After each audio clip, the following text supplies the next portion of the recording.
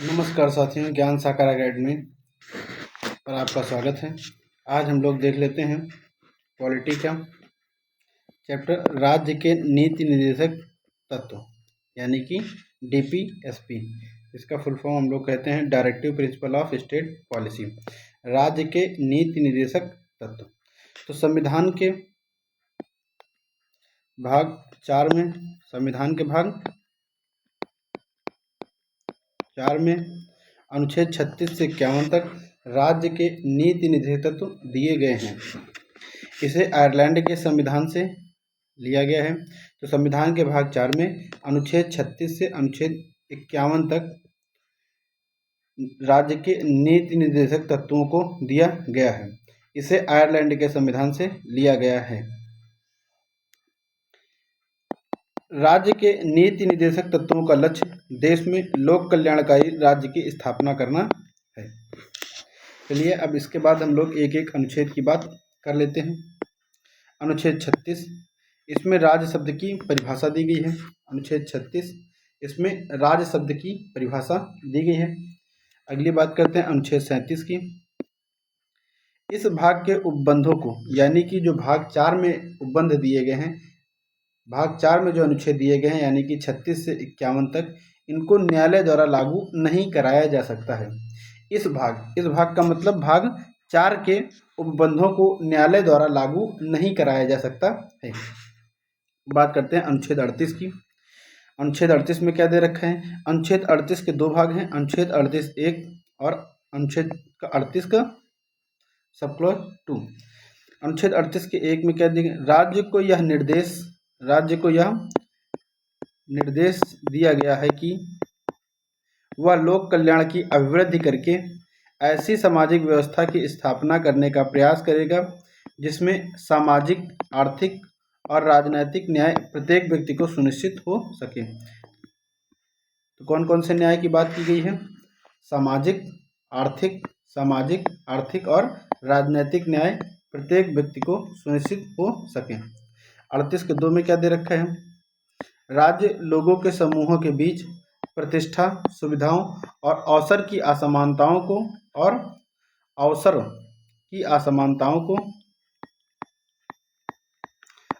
असमानताओं को कम करने का प्रयास करेगा। अनुच्छेद 38 की बात कर लेते हैं। अनुच्छेद 38 क्या कहता है? इसके तहत यह निर्देश दिया गया है कि अब इसके कई भाग हैं। अनुच्छेद 39 की बात कर लेते हैं। इसको कई भागों में डिवाइड किया गया है। अनुच्छेद 39 का राज्य प्रत्येक स्त्री और पुरुष को समान रूप से जीविका के साधन उपलब्ध कराने का प्रयत्न करेगा। यानी कि जीविका के समान साधन उपलब्ध कराने का राज्य प्रयत्न करेगा। किसको? प्रत्येक स्त्री और पुरुष को समान रूप से जीविका के साधन उपलब्ध कराने का प्रयत्न करेगा। ये कहाँ दे रखा है? अनुच्छेद 39 के का में। अब अगला अनुच्छेद समझते हैं। अनुच्छेद 39 का ख, राज्य देश के भौतिक साधनों का स्वामित्व और नियंत्रण ऐसी व्यवस्था से करेगा कि अधिक से अधिक सार्वजनिक हित हो सके। तो जो राज्य के भौतिक साधन हैं उनका स्वामित्व और नियंत्रण राज्य ऐसी व्यवस्था से करेगा कि अधिक से अधिक सार्वजनिक हित हो सके। अब अगला अनुच्छेद देखते हैं। अनुच्छेद 39 ग, संपत्ति और उत्पादन के साधनों का इस प्रकार केंद्रीकरण न हो कि सार्वजनिक हित को किसी प्रकार की हानि पहुंचे। तो राज्य इस बात का भी ध्यान रखेगा कि संपत्ति और उत्पादन के साधनों का इस प्रकार केंद्रीकरण न हो कि सार्वजनिक हित को किसी प्रकार की हानि पहुंचे। यानी कि संपत्ति और उत्पादन के साधनों को केंद्रीकरण होने से रोकने का प्रयास करेगा। कौन? राज्य करेगा। अगले अनुच्छेद की बात करते हैं।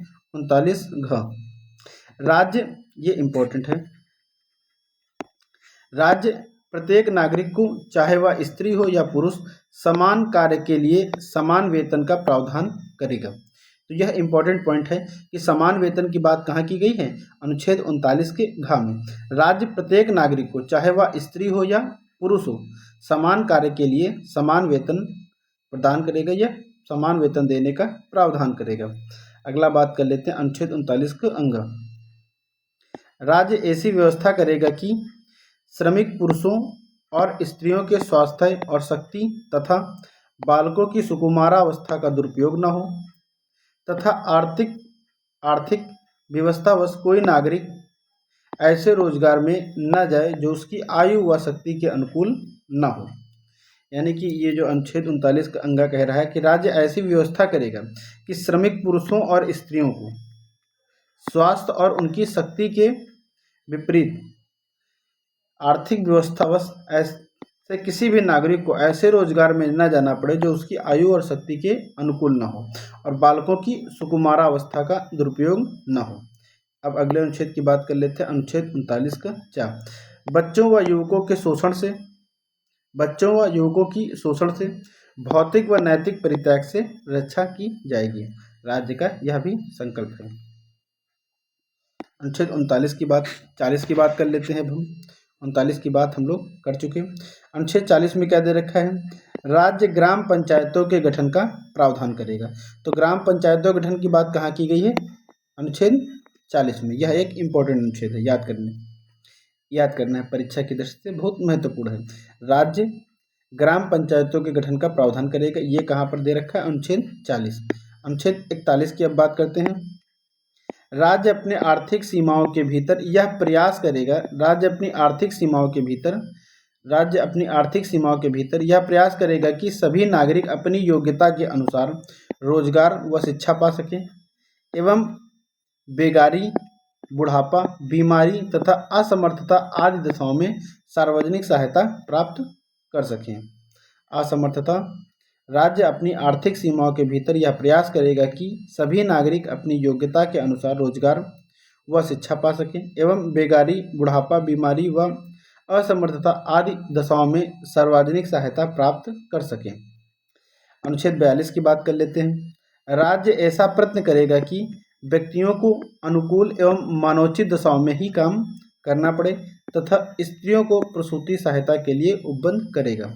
यानी कि कार्य की मानवोचित दशाओं का उल्लेख कहाँ किया गया है? अनुच्छेद 42 में। और स्त्रियों के प्रसूति सहायता का उपबंध भी अनुच्छेद 42 के अंतर्गत किया गया है। अनुच्छेद 43 की बात कर लेते हैं। कृषि एवं उद्योग में लगे हुए सभी मजदूरों को जीवन निर्वाह योग्य मजदूरी दी जाएगी। राज्य ऐसा भी प्रावधान करेगा कि कृषि एवं उद्योग में लगे हुए जो मजदूर हैं उनके जीवन निर्वाह योग्य मजदूरी देने का प्रावधान करेगा। अब आगे हम लोग बात कर लेते हैं अनुच्छेद 44 की। अनुच्छेद 44 में किसकी बात की गई है? समान नागरिक संहिता की। यह भी एक इम्पोर्टेंट अनुच्छेद है। समान नागरिक संहिता की बात कहाँ की गई है? अनुच्छेद 44 में। अब बात करते हैं अनुच्छेद 45 की। राज्य प्रारंभिक बाल्यावस्था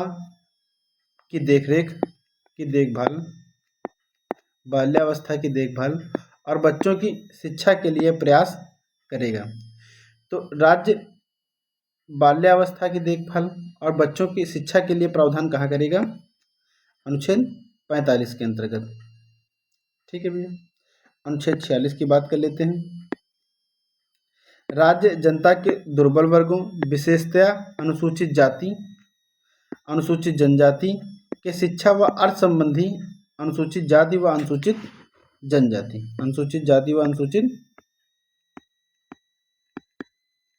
जनजाति के शिक्षा व अर्थ संबंधी हितों की विशेष सावधानी से उन्नति करेगा तथा सामाजिक अन्याय तथा सभी प्रकार के शोषण से उनकी रक्षा करेगा। तो राज्य जनता के दुर्बल वर्गों, विशेषतः अनुसूचित जाति और अनुसूचित जनजाति के लिए शिक्षा व उनके आर्थिक हितों से संबंधित हितों की रक्षा करेगा, विशेष सावधानी से उनकी रक्षा करेगा, सामाजिक अन्याय तथा सभी प्रकार के शोषण से उनकी रक्षा करेगा। अनुच्छेद 47 की हम लोग अब बात कर लेते हैं। राज्य लोगों के जीवन स्तर और स्वास्थ्य को सुधारने के लिए प्रयत्न करेगा तथा इस उद्देश्य की पूर्ति के लिए औषधि में प्रयोग किए जाने के अतिरिक्त स्वास्थ्य के लिए हानिकारक मादक द्रव्यों तथा अन्य पदार्थों के सेवन पर प्रतिबंध लगाएगा। तो शराब पर प्रतिबंध और मादक पदार्थों पर प्रतिबंध किस अनुच्छेद के तहत लगेगा? अनुच्छेद 47 के तहत। लेकिन इन मादक पदार्थों का औषधि के उद्देश्य से प्रयोग किया जा सकता है। तो राज्य लोगों के जीवन स्तर को और स्वास्थ्य को सुधारने के लिए प्रयत्न करेगा। इस उद्देश्य की पूर्ति के लिए वह औषधि प्रयोग में किए बिना के अतिरिक्त स्वास्थ्य के लिए हानिकारक मादक द्रव्यों या अन्य पदार्थों के सेवन पर प्रतिबंध लगाएगा। अब हम लोग बात कर लेते हैं अनुच्छेद 48। अनुच्छेद 48 किससे संबंधित है? कृषि एवं पशुपालन से। अनुच्छेद 48 किससे संबंधित है? कृषि एवं पशुपालन से। तो यह भी एक इम्पोर्टेंट अनुच्छेद है। अनुच्छेद 48 का हम लोग अब समझ लेते हैं। पर्यावरण संरक्षण और संवर्धन, पर्यावरण संरक्षण और संवर्धन तथा वन और वन्य जीवों की सुरक्षा, वन एवं वन्य जीवों की सुरक्षा, यह प्रावधान कहाँ किया गया है? अनुच्छेद 48 के काम में। अब अनुच्छेद 49 समझ लेते हैं। अनुच्छेद 49 राष्ट्रीय महत्व के स्मारकों की रक्षा से संबंधित है, यानी कि जो राष्ट्रीय महत्व के स्मारक हैं, ऐतिहासिक धरोहर हैं, ऐतिहासिक स्थल हैं, जो राष्ट्रीय महत्व के स्थल हैं, इनकी सुरक्षा से संबंधित प्रावधान कहाँ किया गया है? अनुच्छेद 49 में। अनुच्छेद 50 अब हम लोग देख लेते हैं। अनुच्छेद 50 क्या कहता है? न्यायपालिका का कार्यपालिका से पृथक्करण, यानी कि जो न्यायपालिका है उसका कार्यपालिका से क्या होना चाहिए? पृथक्करण होना चाहिए। तो आपको वीडियो अगर अच्छा लगा हो तो हमारे चैनल को शेयर और सब्सक्राइब जरूर कर दें।